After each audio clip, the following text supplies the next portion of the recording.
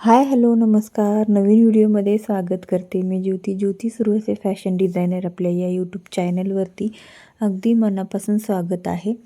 तर मैत्रिणींनो, चाललं होतं इथं माझं कामं. जसं की ज्यावेळेस लाईट वगैरे जाते त्यावेळेस आपण काय करायचं, जे काही नवीन साड्या वगैरे आलेल्या असतात त्यावेळेस हे करायचे, त्याचे ब्लाऊज कट करून घ्यायचे आणि ब्लाऊज पीस कट करून घेतल्याच्यानंतर ते आपल्याला अस्तर आणायला वगैरे पाठवायचे असतात. त्यानंतर साडीचे छोटे छोटे कट घ्यायचे कडाचे आणि फॉल आणायचा.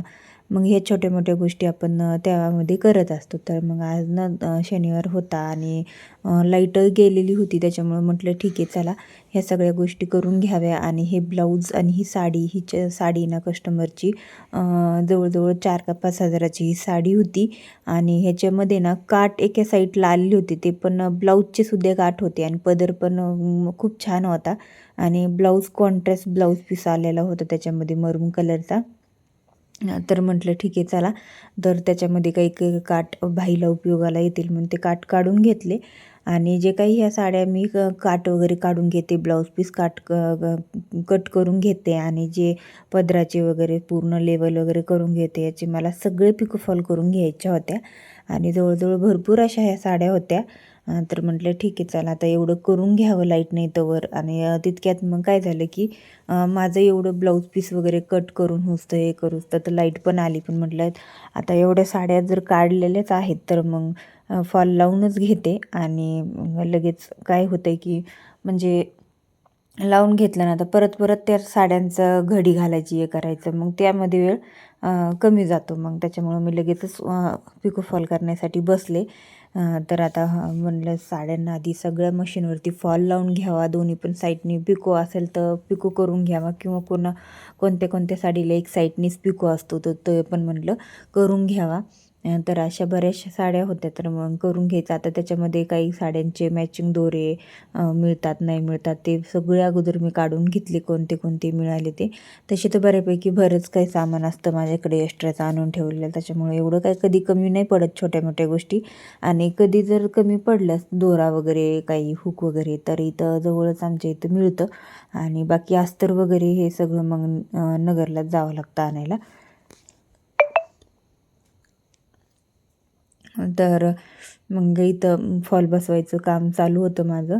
आणि मेन म्हणजे मला एका टॉपिकवरती बोलायचं होतं की मी मागच्या व्हिडिओमध्ये तुम्हाला सांगितलं होतं की आपण कामाचं नियोजन जर केलं ना, तर कामं खरंच वेळेवरती पूर्ण होतात. जसं मी अगोदरच अस्तर वगैरे आणून ठेवणे, ब्लाऊज पीस कट करून ठेवणे, साडीला फॉल आणणे, फॉल बसून घेणे आणि नंतर ब्लाऊज शिवायला घेते, असं करते. कारण म्हणजे कसं की ब्लाऊज आपलं शिवून होतं तासभरामध्ये, पण त्याच्या मागची मेहनत किती असते, त्याच्या मागचं जे कष्ट असतं, त्याच्या अगोदरची जी तयारी असते ती आपल्या करता किती वेळ जातो. जसं की अस्तर आणणं, ते ब्लाऊजचं कटिंग करणं, त्या ब्लाऊजचे पूर्ण माप घेऊन वगैरे कटिंग करणं, ते डिझाईन वगैरे एखादं बनवायचं असेल तर ते कशा पद्धतीने बनवणं, ते थोडंसं सगळ्या गोष्टी आपल्याला कसं आहे की थोड्याशा लक्षात घेऊनच करावे लागतात. आता कसं आहे, AIवरती सुद्धा इतक्या नवीन नवीन ट्रेडिंग अशा डिझाईनर्स असतात. तर आता काही कस्टमरसुद्धा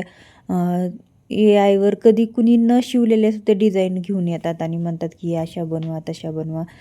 तर मग काही काही आपल्याला तशासुद्धा बनवून द्याव्या लागतात. आता आपण डिझायनर ब्लाऊज शिवतो किंवा सिंपल शिवतो. आता फॅशन डिझायनर म्हटल्यावर की सगळंच आपल्याला आलं पाहिजे, तर मग त्या गोष्टी आपल्याला थोड्याशा डोक्यामध्ये ठेवून बघून कराव्या लागतात. तर मग ह्या सगळ्या गोष्टी जर तुम्हाला जर शिकायच्या असतील तर कमेंट करून नक्की सांगा. आणि आपण लवकरच, जितक्या लवकर होईल तितक्या लवकर मी प्रयत्न करते. लाईव्ह क्लास नाही घेता आले तरी पण मी क्लासचे व्हिडिओ तुम्हाला एक एक बनवून टाकेल, जेणेकरून बेसिकपासून तर ॲडव्हान्सपर्यंत सगळ्या गोष्टी मी तुम्हाला इथं व्हिडिओमध्ये शिकवण्याचा प्रयत्न नक्की करेल. आणि मग माझे सगळ्या साड्यांना फॉल बसून झालेले होते मशीनवरती. आता हातशिलाईचं काम राहिलेलं होतं, ते पण म्हटलं बाकी पूर्ण करून घ्यावं. आणि मग इथं माझे बऱ्यापैकी हातशिलाईचं सुद्धा काम पूर्ण होत आलेलं होतं. आता जवळजवळ हे 7-8 साड्या होत्या. एकदा बसलं तर 10-10, 15-15 साड्या मी करून घेत असते, जेवढ्या आपल्याकडं आहेत अवेलेबल आलेल्या कस्टमरच्या, जे ते द्यायच्या असतात त्या पण करून घेते. मग इथं जवळजवळ माझ्या इथं सगळ्या साड्या पिको फॉल वगैरे करून झालेल्या होत्या. तर मग म्हटलं चला आता त्याच्या घड्या वगैरे घालून घ्याव्या. घड्या घालून लगेचच जे त्याच्या पिशवीमध्ये ठेवून द्यायच्या. आणि मग कसं आहे की ब्लाऊज कट करून स्टिच करून झाला की हुक वगैरे लावले की लगेच फोन करायचा. आता कसं आहे, मी घरातून काम करते त्याच्यामुळे मी खूप जास्त साचून ठेवत नाही. आता 2-3 खप्पे आहेत माझे तिकडं वरती. तर जिथं झालेले एकदम वरती जे खप्पे आहे ना ते खप्पात, त्याच्यामध्ये सगळे झालेले ब्लाऊज असतात. कस्टमर येतात घेऊन जातात आणि नवीन आलेले ब्लाऊज खालच्या ह्याच्यात असतात. परत काही टेबलच्या तिथं पण असतात, टेबलच्या वरती पण असतात आणि मशीनच्या तिकडं पण असतात. अशी बरेचशा इकडे तिकडं पसारा असतो. पण आता घरातून काम करायचं म्हटलं थोडासा पसारा तर होणारच. तर मग आता इथं ज्या कस्टमरच्या जितक्या साड्या होत्या, जितके ब्लाऊज होते ते तितके आता एकाच कस्टमरची इथं 4 ब्लाऊज आणि 4 साड्या होत्या. तर ते आम्ही पॅक करून ठेवल्या. म्हटलं ठीक आहे चला त्यांना सांगून द्यावं 1-2 दिवसामध्ये घेऊन जा म्हणून. जेणेकरून काय होतं की घरामध्ये सुद्धा राडा कमी होतो आणि जिथं तिथं जे त्याचं म्हणजे वस्तू त्यांच्या ताब्यात गेली ना, तर आपल्यालाही कुठंतरी जरासं लोड कमी झाल्यासारखं वाटतो. तर मग इथं आता जे काही नवीन अस्तर वगैरे आणायचे असतात ते, किंवा जे काही नवीन ब्लाऊज पीस असतात आलेले ब्लाऊज शिवण्यासाठी, तर त्याचेसुद्धा अस्तर वगैरे कोणते त्यांनी दिलेले आहेत का, कोणते आणायचे ते पण बघून घेतलं. आणि कोणते आणायचे ते लगेच काढून घ्यावं म्हटलं, जेणेकरून काय होतं की मग ते लगेच या बाहेर वगैरे गेले की लगेच येता जाता घेऊन जातात, घेऊन येतात. म्हणजे अस्तर आणून ठेवलेले असले की कधी पण कुणी पण अचानक ब्लाऊज मागितला की तो लगेच कट करून स्टिच करता येतो आपल्याला. पण अस्तर जर नसेल तर आपल्याला मग त्याच्यासाठी परत आपल्याला थोडा वेळ थांबावा लागतो, किंवा घरी आपल्याला कुणी आणून देणारं नसेल तर त्याच्यामध्ये सुद्धा 1 दिवस अख्खा आपला जातो. त्याच्यामुळं टाईमाला देणं काम महत्त्वाचं असतं. तर चला ठीक आहे, मला आज एक बोटनेकचं ब्लाऊज कटिंग करून ठेवायचा होता, कारण तो मला सकाळीच उठून लवकर शिवायचा होता. आणि म्हटलं त्याचं कटिंग वगैरे करून ठेवावं, जेणेकरून कटिंग करून ठेवलेलं असेल तर सकाळी उठल्या उठल्या पटकन बसायचं वगैरे थोड्या वेळ. आणि 1 ते 1.5 तासामध्ये सगळं ब्लाऊज डिझाईन असेल तरी पण थोडंसं शिवून वगैरे छान असं रेडी करून देता येईल. साडी तर पिकोफॉल वगैरे करून ठेवली होती. हा ब्लाऊज म्हटलं कटिंग करून ठेवावा. आणि तेच ब्लाऊज कट करता करता मी सगळे 10 ब्लाऊज कट करून घेतले. 2 दिवसाचे ब्लाऊज म्हटलं कट करून ठेवले आणि हे ब्लाऊज पण कट केला.